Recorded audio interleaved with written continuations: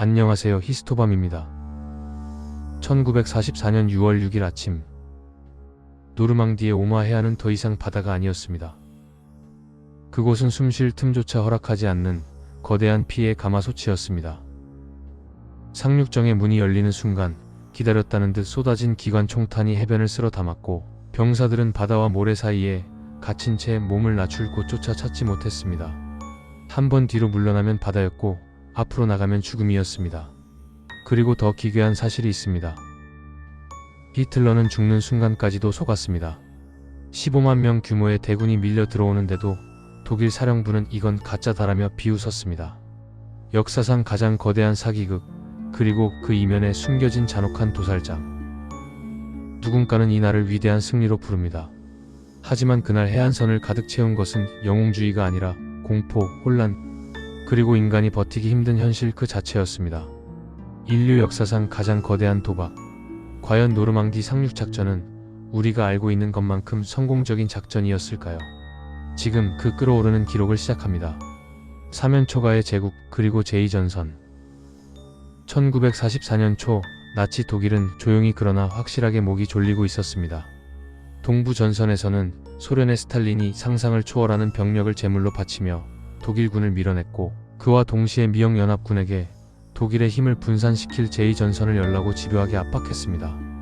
이에 대응해 사막의 여우 에르빈 롬멜은 프랑스 해안 전체를 요새화하며 대서양 방벽을 구축합니다. 지뢰는 끝이 없었고 상륙정을 찢어버릴 장애물들이 바닷가를 뒤덮었습니다. 이른바 롬멜의 아스파라거스가 해안을 가로막았습니다. 그런데 독일 지휘부의 머릿속에는 단 한 곳만 자리하고 있었습니다. 영국과 가장 가까운 해안 파드칼레. 독일은 노르망디를 철저히 불신했습니다. 수심이 얕고 항구 시설이 없는 그곳으로 대군이 상륙한다는 것은 전략적으로 불가능하다고 믿었기 때문입니다. 연합군은 바로 이 확신을 역이용합니다. 인류 역사상 가장 기묘한 기만 작전, 포티투드 작전이 시작된 것입니다. 영국 남동부에는 고무풍선으로 만든 가짜 탱크, 나무로 만든 가짜 비행기가 배치된 유령 부대가 세워졌습니다. 거기서 끝이 아니었습니다. 가짜 무전 통신이 24시간 내내 흘러나왔고 독일은 그 신호를 증거로 받아들였습니다. 독일 첩보 기관 앞배어는 보고합니다. 패튼 장군이 파드칼레 건너편에서 대기 중이다. 여기에 더해 이중간 첩 가르보는 히틀러에게 결정적인 허위 보고를 올립니다.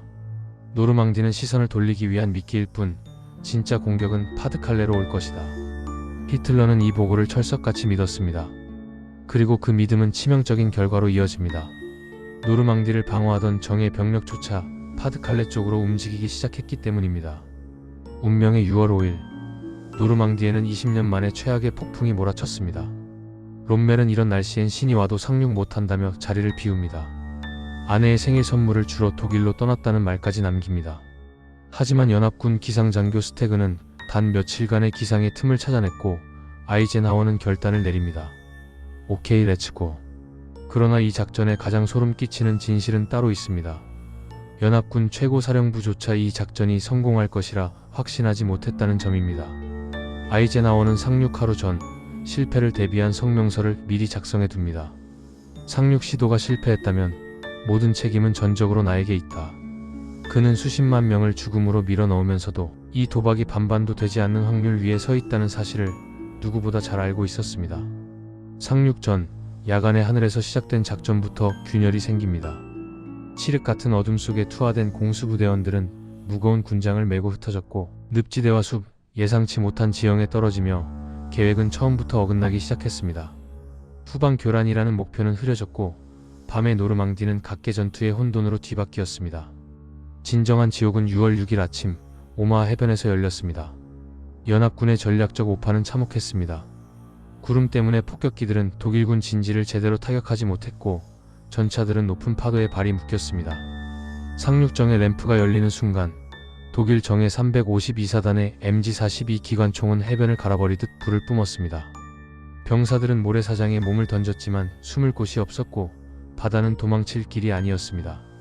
하지만 이곳엔 알려진 것보다 더 잔인한 사실이 숨겨져 있습니다. 사실 오마하 해변은 계획상 반드시 성공해야만 하는 해변이 아니었습니다. 당시 연합군 전략의 핵심은 상대적으로 방어가 허술했던 유타 해변이었고 오마하는 상황이 여의치 않으면 철수까지 고려했던 말하자면 부담을 떠안은 해변이었습니다. 문제는 현장의 참혹함이 지휘부의 계산을 압도해버렸다는 점입니다. 상륙 직후 통신은 끊겼고 내려왔어야 할 철수 명령은 끝내 전달되지 않았습니다. 그 결과 수천 명의 병사들은 사실상 전략적으로 버려진 해변에서 제한된 지원 속에 버텨야 했습니다. 그리고 이 거대한 작전의 칼날은 적군만을 향하지 않았습니다. 또 다른 희생자들은 노르망디의 민간인들이었습니다. 상륙 전후 해안가를 초토화하기 위해 쏟아진 폭격으로 2만 명이 넘는 프랑스 민간인이 목숨을 잃었습니다. 어떤 이들에게 6월 6일은 압제로부터 벗어난 해방의 날이었지만 그 땅에 살던 누군가에게는 가족이 한순간에 사라진 통곡의 날이었습니다. 자유는 피를 타고 왔고 그 피는 결코 군인들의 것만은 아니었습니다. 이처럼 연합군이 피의 대가를 치르는 순간에도 정작 독일의 지휘권은 기괴할 정도로 마비되어 있었습니다. 노르망디가 불길에 휩싸여 타오르던 결정적 시각, 베를린의 히틀러는 수면제를 먹고 깊은 잠에 빠져 있었습니다. 그 누구도 잠든 총통을 깨워 직언할 용기를 내지 못했습니다. 후방의 강력한 기갑사단은 총통의 승인 없이는 움직일 수 없었고 그 몇 시간은 전선에서 영원처럼 길었습니다. 심지어 오후가 되어서도 독일 사령부는 연합군이 떨어뜨린 가짜 낙하산 인형 루퍼트를 보며 진짜 주력은 아직 파드칼레에 있다는 망상에 빠져 있었습니다. 독일의 자만이 스스로의 눈을 가린 사이 노르망디 해안은 점점 더 많은 시신과 장비, 그리고 되돌릴 수 없는 현실로 뒤덮여 갔습니다. 해가 기울기 시작한 오후, 독일 전선의 일부 장교들은 비로소 생경한 공포를 느끼기 시작했습니다. 연합군이 상상 이상의 피해를 입었는데도 결코 철수하지 않았기 때문입니다. 그제야 그들은 직감합니다. 이것이 미끼라면 이 정도의 희생을 감수할 이유가 없다. 여기가 진짜다. 하지만 깨달음은 너무 늦었습니다. 독일의 판단은 몇 시간 단위로 굳어 있었고 그 되돌릴 수 없는 짧은 시간이 전쟁의 방향을 영원히 바꿔버렸습니다. 노르망디 상륙 작전이 끝났다고 해서 지옥이 끝난 것은 아니었습니다. 상륙에 성공한 연합군을 기다리고 있던 것은 즉각적인 승리가 아니라 프랑스 내륙 깊숙이 이어지는 또 하나의 피해 미로였습니다. 연합군은 해안에서 빠져나오자마자 해지로라 불리는 촘촘한 생울타리 지형에 갇혔습니다. 전차는 움직일 수 없었고 보병은 어디서 날아올지 모르는 독일군의 총탄 앞에 노출되었습니다. 노르망디 이후 한 달 동안 전쟁은 다시 참호전처럼 굳어졌습니다. 그러나 이번에는 시간이 연합군의 편이었습니다. 미국과 영국은 전쟁이 시작된 이후 단 한 번도 경험하지 못한 속도로 병력과 물자를 쏟아부었습니다. 인공항만 멀베리는 파괴되었지만 이미 늦었습니다. 하루 수십만 톤의 보급이 프랑스 해안으로 밀려 들어왔고 이제 독일군은 지연전조차 감당할 수 없는 상태에 빠져들고 있었습니다. 노르망디 이후 독일의 상황은 한마디로 통제불능이었습니다. 히틀러는 여전히 결정적인 반격을 외쳤지만 독일에는 더 이상 그 결정을 실행할 연료도 병력도 시간도 없었습니다.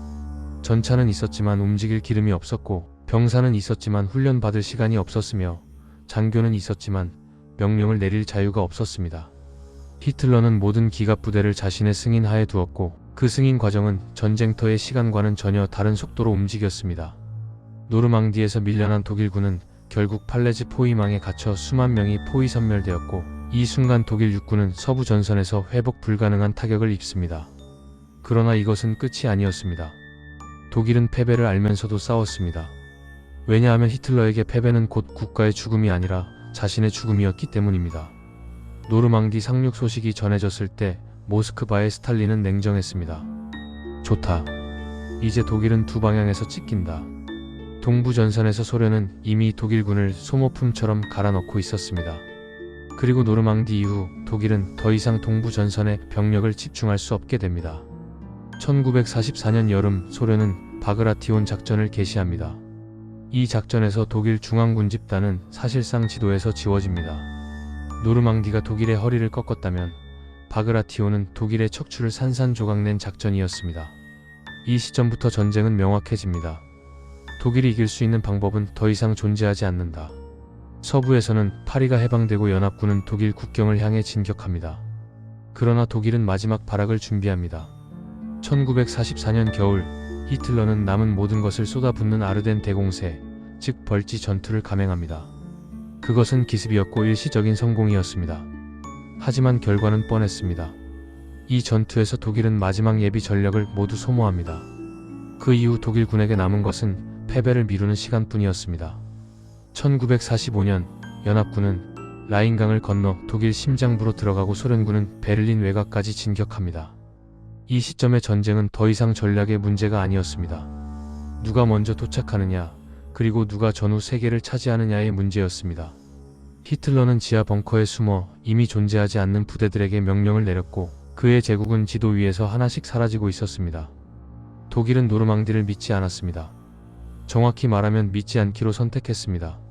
항구가 없고 수심이 얕고 대군이 상륙하기엔 비효율적인 해안. 독일은 자신의 계산이 현실보다 정확하다고 확신했습니다. 그 확신 위에 가짜 탱크와 나무 비행기, 존재하지 않는 부대와 조작된 보고서가 쌓였고 히틀러는 보고 싶은 것만을 진실로 받아들였습니다. 노르망디는 그래서 무시되었습니다. 전술이 아니라 오만에 의해. 노르망디 상륙작전은 완벽한 작전이 아니었습니다. 수많은 실수와 우연, 그리고 셀 수 없는 희생 위에 겨우 성립한 도박이었습니다. 그러나 독일이 패배한 이유는 분명했습니다. 그들은 끝까지 자신들이 틀릴 수 있다는 가능성을 인정하지 않았기 때문입니다. 그날 오마 해변을 메운 것은 영웅주의가 아니라 피와 공포, 그리고 설마 여기가 진짜일 리 없다는 인간의 착각이었습니다. 노르망디는 전쟁을 즉시 끝내지는 못했습니다. 하지만 단 하나는 끝냈습니다. 독일이 이 전쟁을 이길 수 있다는 믿음을. 그리고 묻지 않을 수 없습니다. 만약 독일이 노르망디를 믿었다면 이 전쟁의 결말은 과연 같았을까요? 여러분의 생각은 어떠신가요? 이 판단은 어리석은 오판이었을까요? 아니면 당시로서는 가장 합리적인 선택이었을까요? 댓글로 여러분의 의견을 남겨주시면 다음 이야기에서 함께 이어가겠습니다. 이런 이야기가 의미 있다고 느껴지셨다면 구독과 좋아요, 알림 설정으로 함께 해주세요. 여러분의 선택이 다음 기록을 이어가게 합니다. 지금까지 히스토밤이었습니다.